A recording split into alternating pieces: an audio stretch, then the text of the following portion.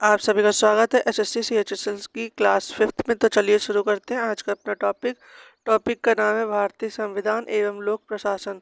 सभी क्वेश्चन को सिलेक्टेड लिया गया है और सभी क्वेश्चन विस्तार पूर्ण तरीके से आपको समझाया जाएगा। तो चलिए शुरू करते हैं अपने पहले टॉपिक से। और हमारे पहले टॉपिक का नाम है भारतीय संविधान। तो चलिए शुरू करते हैं अपने पहले क्वेश्चन से। संविधान सभा द्वारा भारतीय संविधान को कब पारित किया गया था? इसका सही आंसर होगा ऑप्शन बी 26 नवंबर 1949। भारत संसदीय प्रणाली की सरकार वाला एक प्रभु संपन्न समाजवादी धर्मनिरपेक्ष और लोकतंत्रात्मक गणराज्य है। यह गणराज्य भारतीय संविधान द्वारा शासित है। भारतीय संविधान सभा द्वारा 26 नवंबर 1949 को पारित हुआ। 26 जनवरी 1950 को प्रभावी हुआ। बाबा साहेब डॉक्टर भीमराव अंबेडकर को भारत का संविधान निर्माता कहा जाता है। ये संविधान मसौदा समिति के अध्यक्ष थे। 26 नवंबर 1949 को संविधान में कुल 395 अनुच्छेद, 8 अनुसूचियां तथा 22 भाग थे। प्रत्येक वर्ष 26 नवंबर को संविधान दिवस के रूप में मनाया जाता है। हमारा अगला क्वेश्चन है 1946 की अंतरिम सरकार में कार्यकारी परिषद के उपाध्यक्ष कौन थे? इसका सही आंसर है ऑप्शन डी जवाहरलाल नेहरू। भारत की अंतरिम सरकार का गठन 2 सितंबर 1946 को नवनिर्वाचित संविधान सभा द्वारा किया गया था। इसके कार्यकारी परिषद के उपाध्यक्ष थे पंडित जवाहरलाल नेहरू। गृह मामले में सूचना और प्रसारण मंत्री थे सरदार वल्लभ भाई पटेल। रक्षा मंत्री थे बलदेव सिंह। श्रम मंत्री थे जगजीवन राम। रेल और परिवहन मंत्री थे असफ अली। हमारा अगला क्वेश्चन है भारतीय संविधान कितने शब्दों का बना है? इसका सही आंसर ऑप्शन ए 1,17,369 शब्दों से बना है। भारतीय संविधान विश्व का सबसे बड़ा लिखित संविधान है। यह लगभग 1,17,369 शब्दों से बना है। वर्तमान में 22 भाग, 450 से अधिक अनुच्छेद तथा 12 अनुसूचियां हैं। मूल संविधान में 22 भाग, 395 अनुच्छेद तथा 8 अनुसूचियां थी। हमारा अगला क्वेश्चन है भारत का संविधान कितने वर्षों में लिखा गया था? इसका सही आंसर होगा ऑप्शन ए 2 वर्ष से अधिक किंतु 3 वर्ष से कम अवधि में।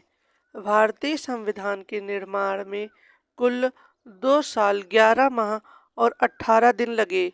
संविधान के प्रारूप पर कुल 114 दिन बहस हुई तथा संविधान निर्माण में 63,96,729 का व्यय हुआ। संविधान को 26 नवंबर 1949 को संविधान सभा द्वारा पारित किया गया। 26 नवंबर को संविधान दिवस के रूप में मनाया जाता है। हमारा अगला क्वेश्चन है भारतीय संविधान को क्या माना गया है? इसका सही आंसर होगा ऑप्शन डी रूप विधान में संसदीय और भावना में एकात्मक। भारतीय संविधान को विधान रूप में संघीय और भावना में एकात्मक माना गया है। एकात्मक संविधान वह जिसके अंतर्गत सारी शक्तियां एक ही सरकार में निहित होती हैं। संघात्मक संविधान का मतलब है वह जिसमें शक्तियां केंद्र और राज्यों में विभाजित रहती हैं तथा दोनों स्वतंत्र रूप से अपना कार्य करती हैं। यह विभाजन इस प्रकार किया गया है जिससे वे कार्य करने में अपने अपने क्षेत्रों में पूर्णतः स्वतंत्र हों और साथ ही एक दूसरे के सहयोग भी हो और न कि दूसरे के विरोध में।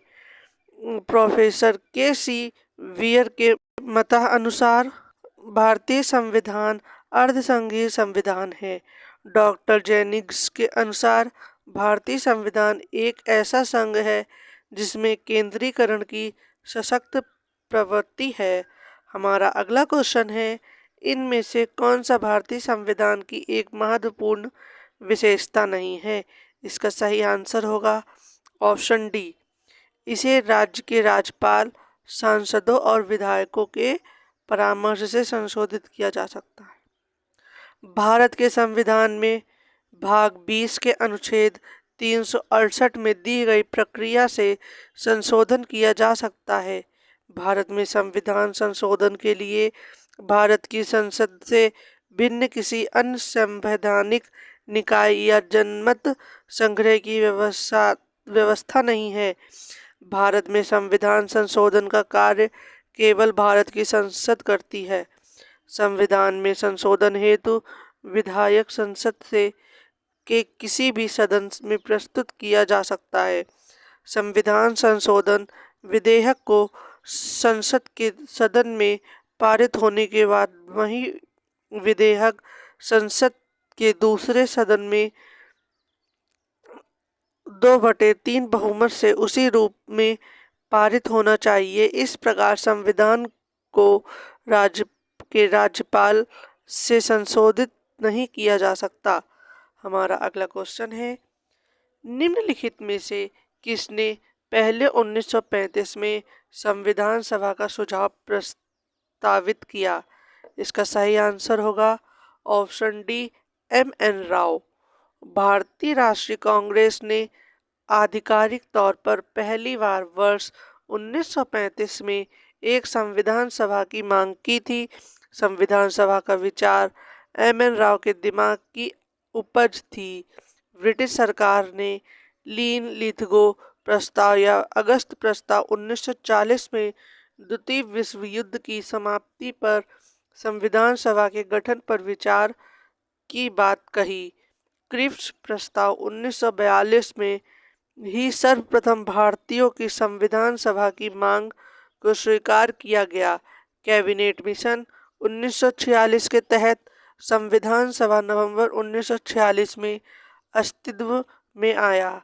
हमारा अगला क्वेश्चन है, संविधान सभा की अल्पसंख्यकों की उप समिति के अध्यक्ष का नाम बताइए। इसका सही आंसर होगा ऑप्शन सी, एच.सी. मुखर्जी। एच.सी. मुखर्जी संविधान भाषा में अल्पसंख्यकों की उप समिति के अध्यक्ष थे। यह मद्रास प्रेसिडेंसी के एडवोकेट जनरल भी थे। अल्लादी कृष्ण स्वामी अय्यर संविधान का मसौदा तैयार करने वाली समिति के 6 सदस्यों में से एक थे। वी. पट्टाभी सीतारमैया संविधान सभा में हाउस कमेटी के अध्यक्ष थे। के.एम. मुंशी संविधान सभा में ऑर्डर ऑफ बिजनेस कमेटी के अध्यक्ष थे। हमारा अगला क्वेश्चन है, भारत का संविधान सभा द्वारा कब अपनाया गया था और 26 जनवरी 1950 को लागू हुआ था? इसका सही आंसर है ऑप्शन सी, 26 नवंबर 1949। भारत का संविधान सभा द्वारा 26 नवंबर 1949 को अपनाया गया था।